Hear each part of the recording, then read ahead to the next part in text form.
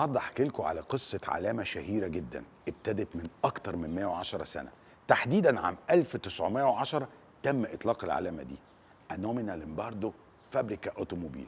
تخيل ده كان اسم الشركه. ايوه، عام 1910 تم الاطلاق هذه العلامه واختصارها ALFA الفا. في الوقت ده اللوجو كان متقسم ل3 حاجات. اول حاجه هو التعبان او التنين الشهير اللي كان تحيه للعائلات العريقه في مدينه ميلانو، والدرع اللي بيرمز للمدينه، وعقدين كده في الجنب تحيه للعيله المالكه في الوقت ده. وعلى الرغم من كده ان اتغير اللوجو بشكل كتير، اتشال بعض الحاجات، لكن فضل اللوجو بنفس الطابع اللي اتطلق عليه من اول يوم.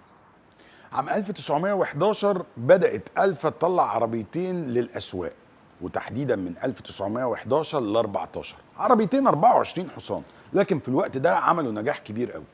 لكن اهتمام الفا طول حياتها بالسباقات، عشق للسباقات، وعملوا فريق من الفرق المهمه جدا اللي بتسابق في سباقات الجائزه الكبرى وليمون وسباقات السنجل سيتر وسباقات مختلفه جدا من اول يوم. عام 1920 انزو فيراري كان موزع لعربيات الفا في ايطاليا، والراجل ده طول عمره بيحب رياضه السيارات وحياته كلها سباقات، فكان عايز يسابق، فقرر انه يسابق انزو فيراري بعربيات الفا، وعمل فريق اسمه سكودريا فيراري. سنة 1929 سكودريا فيراري سابق بعربيات الفا اللي كانت في الوقت ده عربيات الفا روميو وعليها لوجو فيراري. ودي الصور الشهيرة اللي موجودة على السوشيال ميديا اللي بتجنن ناس كتير قوي، وانا واحد منهم. ازاي عربية الفا وعليها لوجو فيراري؟ انت مين؟ انت هنا سكودريا فيراري الفريق وليس المصنع، لكن بيسابق بعربيات الفا. فضل موجود معاهم على مدار سنين طويلة قوي لحد ما جت سنة 1937. سنة 1937 بدأ فريق الفا يتراجع شوية، والتراجع ده خلى انزو فيراري سنة 39 يقرر انه ينفصل بسكودريا فيراري ويسابق بعربياته اللي ابتدى انتاج مصنعه سنة 1934. وهبقى احكي لكم الحدوتة دي. قعد يذاكر معاهم شوية لحد ما انفصل لوحده بالشركة وعمل شركة عربيات قوية جدا وهي فيراري، وفي نفس الوقت عنده فريق سكودريا فيراري.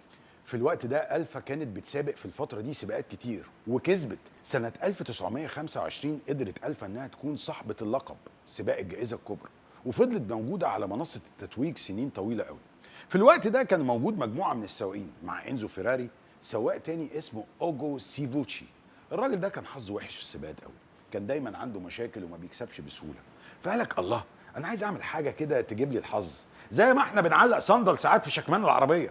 قرر هو في الوقت ده يعمل حاجة لطيفة قوي. جاب شعار وردة البرسيم، ودي وردة مكونة من 4 ورقات، وراح لازقها على وش العربية وقال لك بس دي اللي هتجيب لي الحظ. لكن للأسف ما جابتلوش الحظ، عمل حادثة في سباق من السباقات وتوفى. بس شركة الفا والسواقين اللي موجودين معاه قالوا احنا هنخلد الراجل ده وهنعمل له ذكرى كويسة قوي، فقرروا انهم يستعملوا اللوجو ده، بس شالوا ورقة من ال4 ورقات فبقت 3 ورقات، وبقى اللوجو ده الشهير اللي موجود على عربيات الفا، لكن يرمز الى الكوادروفوليو. يعني ايه؟ يعني العربيه الرياضيه الاقوى في عائله الفا. وعام 1963 تم اعتماد اللوجو ده على كل عربيات الفا الرياضيه القويه العنيفه، ومن هنا ظهرت علامه الكوادروفوليو.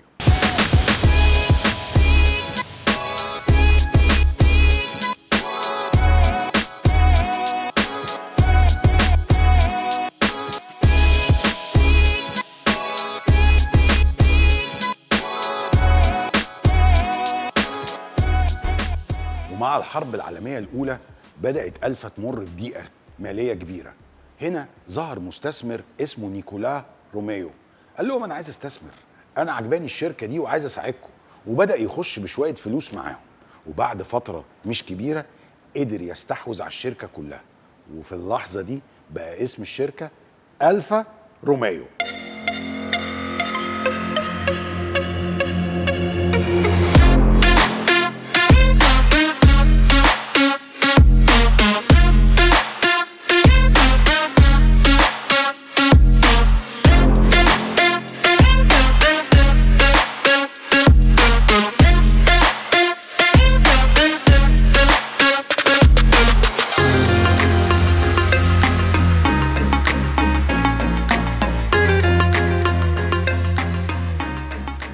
ده ما خلاش الفا انها تبعد عن عالم السباقات، بل بالعكس قدرت انها تعمل تحالف كبير جدا مع بيريلي العملاق القوي في صناعه الاطارات، المصنع الايطالي اللي حطوا ايديهم في ايدين بعض وقرروا انهم يطوروا عربياتهم ويطوروا اطاراتهم عشان يفوزوا عام 1950 مع المتسابق نينو فارينا ويكونوا اصحاب لقب الجائزه الكبرى. ومن هنا بدأ التحالف العظيم ما بين الفا روميو وبيريلي، واهتموا بشكل كبير قوي ازاي يطوروا ويعملوا اطارات مخصوصه لالفا روميو.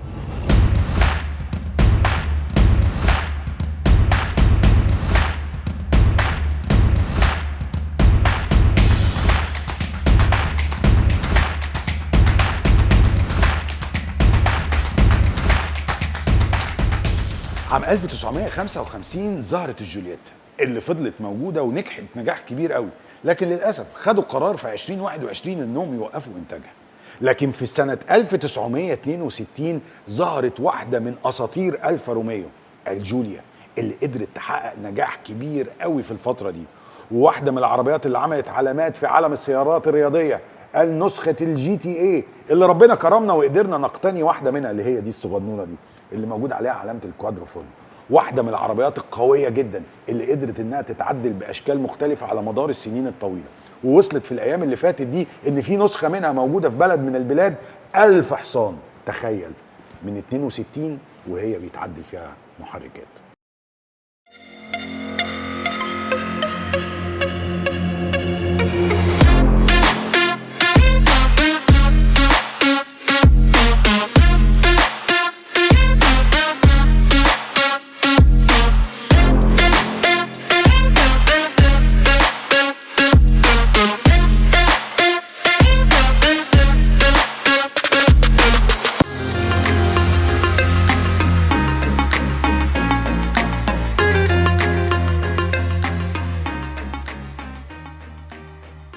سنة 86 استحوذت شركة فيات على ألفا روميو بالكامل وبقت مملوكة ليها كلها، وبدأت نشوف موديلات من الشهيرة جدا اللي عارفينها، ال 146 وال 156 اللي حققت نجاحات كبيرة قوي. لكن اهتمت ألفا روميو برضه بالحتة الرياضية، الناس دول بتوع سباقات طول عمرهم. فجم سنة 2013 رئيس الشركة قال لهم أنا عايز أعمل عربية سيدان سريعة. قالوا له طيب هنعمل لها إزاي؟ راح استعان بالمهندسين اللي عملوا ال 458، واحده من العربيات اللي فيراري انطلقت بيها انطلاقه كبيره قوي، وقالوا انا عايز اعمل من الموتور ده موتور ينفع لعربياتي. وهو ده اللي حصل. قعدوا المهندسين يشتغلوا وعملوا نسخه من الموتور ده 6 سلندر مش 8 سلندر، واحده من اقوى المحركات اللي موجوده في عربيه سيدان، 6 سلندر 2900 سي سي توين توربو، بيخرج 510 حصان و600 نيوتن متر. يا ساتر، ايه القوه دي على عربيه سيدان! وقدرت العربيه دي في الوقت ده تكون واحده من اسرع العربيات السيدان اللي موجوده. وقدرت الفا روميو ترجع تاني للاسواق العالميه بالنسخ الرياضيه، وقدرت علامه الكوادروفوليو تحقق المعادله الجميله ما بين عربيه تتحرك بيها كل يوم وفي نفس الوقت قويه.